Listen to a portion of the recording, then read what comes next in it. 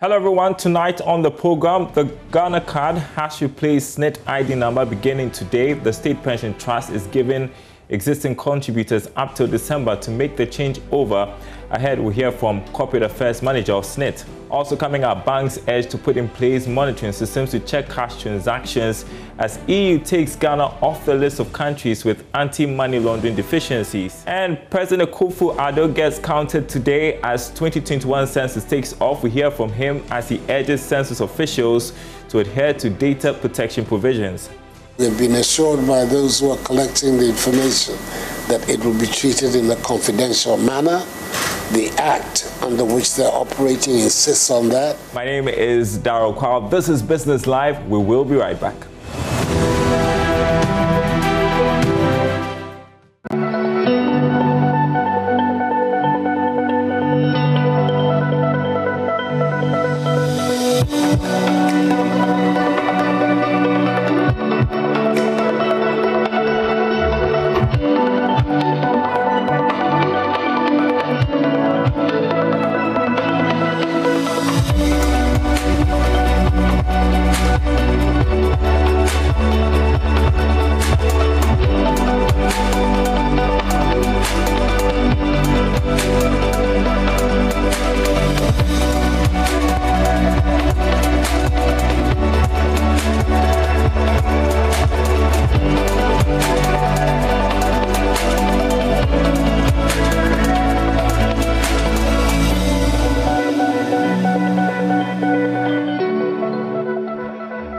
Still watching oil prices on the international market. Brent crude still at $75 a barrel. We'll see how that goes as the week goes along.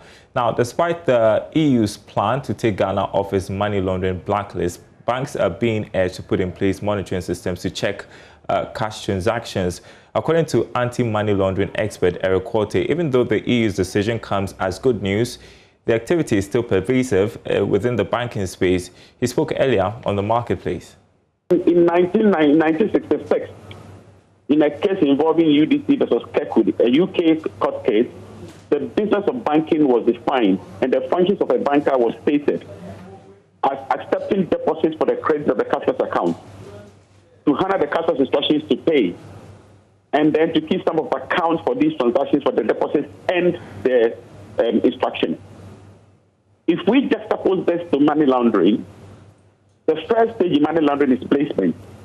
And the definition of placement is putting money, illegal or dirty money, into the financial service industry.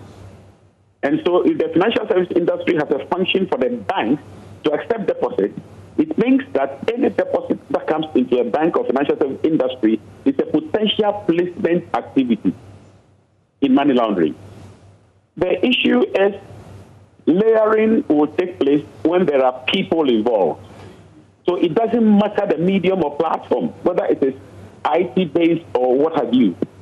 In cybersecurity, it's another discussion altogether. But the important part of it is that anytime IT comes into business operations, accuracy is sacrificed for speed. All right. And so the question of money laundering in the financial service industry is closer to us than the closest we were. And as long as the financial service industry exists in the world, the money laundering will stay at us at all times unless the people speak up. Because when placement takes place as a result of a deposit to a customer's account, money laundering offense does not arise. Okay. It is only when layering takes place. That is when the money dirty money that has been placed into the financial service is being taken out, that the crime or offense of money laundering arises. And why will that money leave the financial service industry? Only when the people factor turns out wrong or systems go wrong. The thoughts of Eric Quartey there, an anti-money laundering expert speaking earlier on the marketplace. Now, President Akufo-Addo has called on the 2021 National Population and Housing Census officials to strictly adhere to data protection provisions in the law to ensure the sanctity of the exercise. The census took off last night, and for the next 2 weeks, everyone in the country is to be counted. At his Nima residence, President Akufo-Addo and his household were enumerated to formally start the exercise. After going through the questionnaire, President Akufo-Addo called on Ghanaians to fully participate in the exercise, saying the outcome will help government plan and develop the country with reliable data. Now, listen to the president interacting with government statistician Professor Samuel Kobneni. It's important for everybody in Ghana, citizen, Ghanaian, people who were present here on census night, everybody, to go through this exercise. It's a painless one. We have been assured by those who are collecting the information that it will be treated in a confidential manner. The act under which they're operating insists on that, and I have no doubt about the integrity and the credibility of those who are conducting the census, that they will keep to the provisions of the act. But it is extremely important that each and every one of us, everybody who was here on census night, i.e. last night, the 27th of June, no matter where you come from, no matter your ethnic origin, no matter your religious persuasion, no matter your political affiliation, so long as you are a human being who was here last night on census night, you're entitled to be counted. And that is the exercise on which the Government Statistical Services embarked on and has began. It has begun with me. So I want to encourage everybody to participate in this exercise, to make sure that we have all the information that a census is meant to provide. It is not by accident that every 10 years, the United Nations and global bodies responsible for population have insisted that every nation should count its population, should count the number of people who are present on census night, so that it provides those of us who have the responsibility of taking decisions on behalf of our fellow citizens, the wherewithal, the means, the data that enables us to plan effectively for the development of the country. So it's an extremely important exercise, and I'm appealing to each and every one of you. Cooperate with the enumerators. Cooperate with the census officials. They're doing an exceptionally important and sensitive job, and they need the cooperation of each and every one of us. So I'm appealing to you to cooperate with them, and let us have a successful 2020-2021 census, because you all know why it was delayed from last year, so that this year's census is a successful one and will provide us with the information that we need. And the president there who's gotten himself counted. Now, the lack of proper bookkeeping by micro, small and medium-sized enterprises has been identified as one of the main causes of poor access to funding by enterprises. Now, according to the head of business banking at Access Bank, Jones Damwa, MSMEs require proper screening by banks to make them credit-worthy. He spoke to Joy Business during an event to mark the UN's MSME Day. Here's more. The services, commerce, finance and the manufacturing sectors of the economy contributed 62.5% of total credits issued by banks, according to the Bank of Ghana. Loans may not reach as many startups and some MSME, they may be too risky. While some banks will not give startups loans until 6 months, others say mostly startups hardly register their businesses to attract. The International Trade Center says startups and MSMEs contribute 92% of all registered businesses in Ghana and 70% funding as we celebrate the UN's MSME Day. Jones Damwa, head business banking, Access Bank, says the bank currently works with JICA to prepare new businesses and screen them before loans are allocated. We start up in line with our policies. We try as much as possible to support them, but not in terms of providing financial assistance to them, because they are new. They are now trying to find their feet. So we support them in terms of giving them some advice, some direction. Currently, we, for instance, have partnership with JICA, which has specialized in grooming MSMEs for a certain period. And during that incubation period, we also work with them along the line. When these businesses get to that point where they are able to stand on their feet, Then as a bank, we step in, we take it up from there, and then we give them the necessary support. At Cal Bank, indications are that businesses in this space are either not registering or keeping proper books. If you have a business but it's not registered and you are running your personal account with your business funding, it limits you to the extent of support you can get for your business. So I think it's fundamental. That's why I mentioned that registering a business was critical. Because once the business is registered, with the same turnover, you can have a lot more access in terms of support and funding. But I will not advise you to maintain your personal account as a business account, because the support you get is extremely limited. Corporate banking services for startups that need a loan in millions of Ghana cedis require them to have their skin in the game. Not less than 30% of the required funding amount is needed as equity in the business. Justine Lanning is Group Head, Corporate Banking. How much research have you done into whichever industry it is that you're going into? Do you have that documented? Are you sure the research is adequate? Okay. Then it goes to what type of legal work do you have to do to have this establishment in place? A lot of people forget that. Now, number 3 goes to how much of your skin is in the game. Because if I gave you 15 million cedis today as Cal Bank, and tomorrow you woke up at the wrong side of your business wasn't doing well, walking away is the easiest thing to do. And then I'm saddled with a bill of 15 plus interest. How much of your skin is in the game? Minimally 30% of your skin must be in the game. That is equity. The UN celebration of MSME's Day is themed MSME 2021, key to an inclusive and sustainable recovery. This can only be possible if there are enough support systems in various countries for the sector. For instance, International Trade Center says 62% of women-led businesses were the most affected by COVID-19. A special regime, therefore, will be required to weather the storm for them. All right, you're watching Business Live. Still ahead, the Ghana card has replaced SNIT ID card beginning today. The State Pension Trust is giving existing contributors up to December to make the change over. We will be speaking with Corporate Affairs Manager of SNIT right after this break. Don't go anywhere.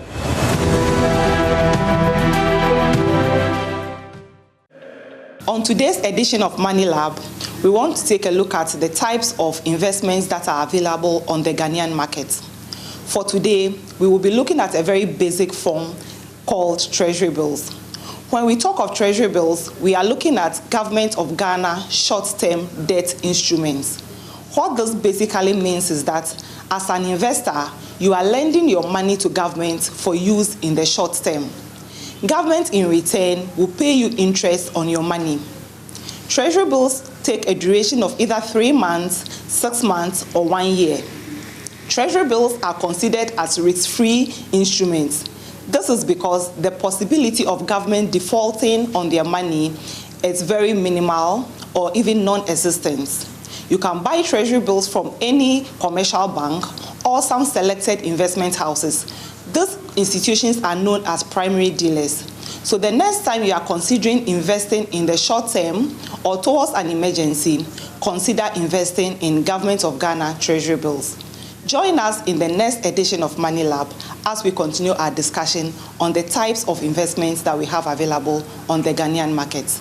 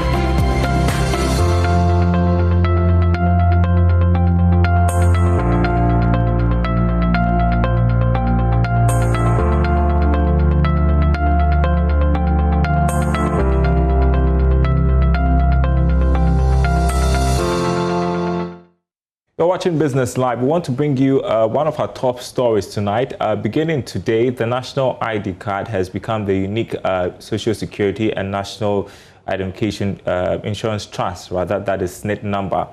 This follows a decision by the State Pension Trust to begin the process of merging the two numbers as required by law.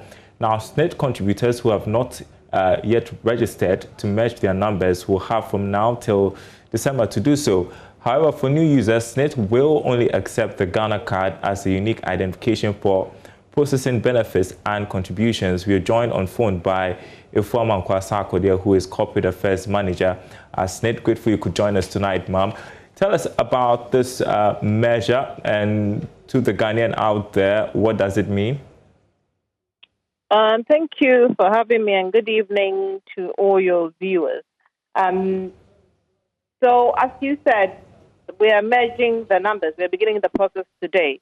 And the measure is simply us linking the two numbers. That is your Ghana card number with your SNIT number. In effect, what that means is that from today, or once you link you merge the two numbers, your NIA number or your Ghana card number will become your SNIT number.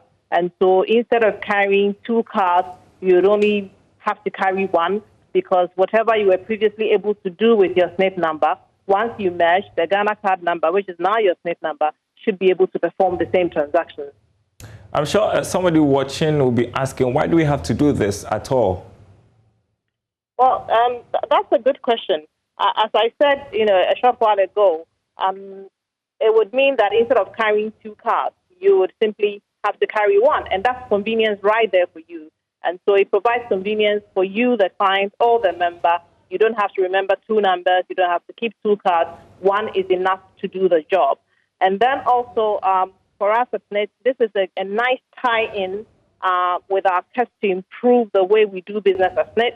We want members to have service delivery. And so this is one more step in that direction. And then also another advantage for us is previously, or currently, when somebody passes on, we sometimes, face a bit of difficulty in trying to identify their nominated dependents or their survivors.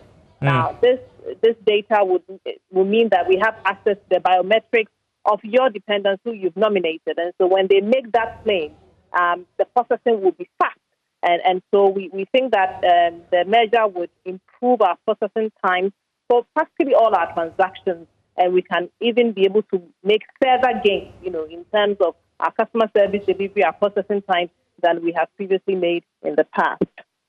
So for existing contributors, they have up to December to get the Ghana card, and then the changeover takes place. How about prospective contributors? What should they do? Okay, so let me just address the one with the existing customers. Right. We find that in our database, there are several of our members who already have the Ghana card. And in fact, for those who gave out their SNIT numbers during the NIA registration process, their numbers have already been merged. And so all they have to do is go into the system and check that the numbers have actually been merged. But for those who didn't, then you would have to go through this process. And that's when the transition is from June to December for existing members to do so. For new joiners to the scheme, from 15th July 2021, SNIT would only accept the Ghana card as your identification in order for you to enroll onto the scheme. Hitherto, we've been accepting the legally recognized ID systems or identification in the country, but from 15th July, we would only accept the Ghana card as identification in order for a worker or for a potential contributor to enroll to the scheme. And again, for clarity, if after December I'm not able to transition, what happens to my contributions?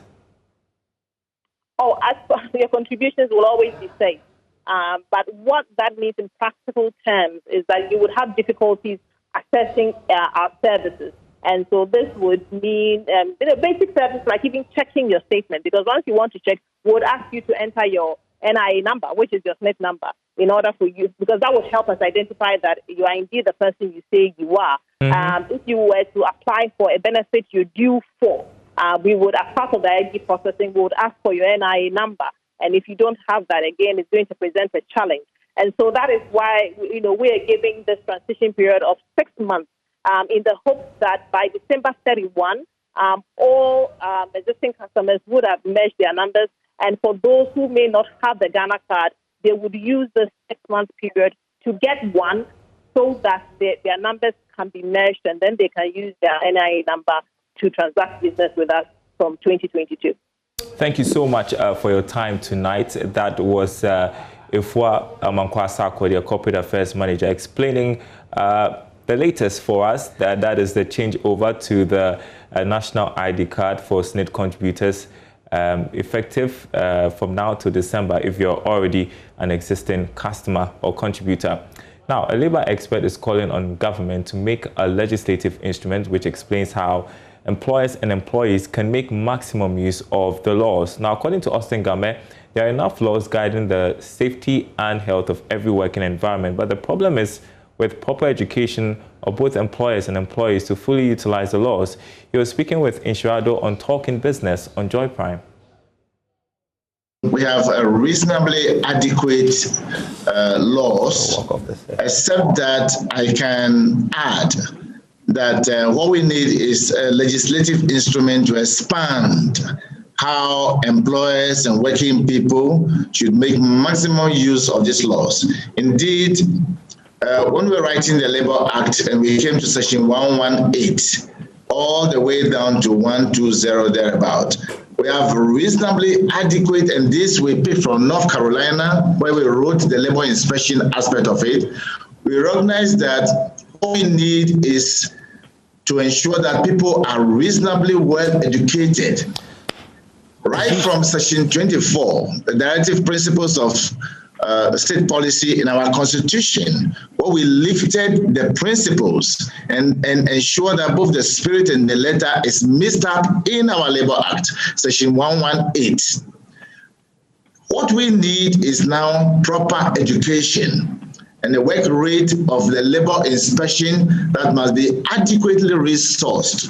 And employers, not just rhetoric, not just figure of speech, but properly educated about this, and also to ensure that working people have adequate knowledge in prevention and early resolution of such things. Meanwhile, an occupational health physician, Dr. Kofi David, says every occupation has risks and health complications, hence having an occupational safety and health law will go a long way to protect lives. Every activity has its own risk and hazard. So just permit me to clarify those two terms. When we talk about the hazard, it's anything that has the potential to cause injury or to damage the health of a worker or of a person. And then the risk is the chance that that incident or that damage to the health or to the safety of a person can occur. So in every activity, there are known risks of perceived hazard and perceived risk. Now, there are two types of activities that we have. We have white collar and blue collar. For blue collar, we're dealing with the mines, with oil and gas, with agriculture. And for white collar, we deal with mainly the offices. Not to say that there aren't white collar jobs in mining, oil and gas, and agriculture. Interesting stuff. Now, essentially, I think it's safe to say that everybody is at risk for as long as you engage in one form of activity or the other for work. Exactly. Even the banana seller, even the granite seller is exposed to certain hazards or risks. All right, and that's our program tonight. Thanks for watching, everyone. More news on our website, myjoyonline.com/business. My name is Daryl Kwao. Up next, BBC.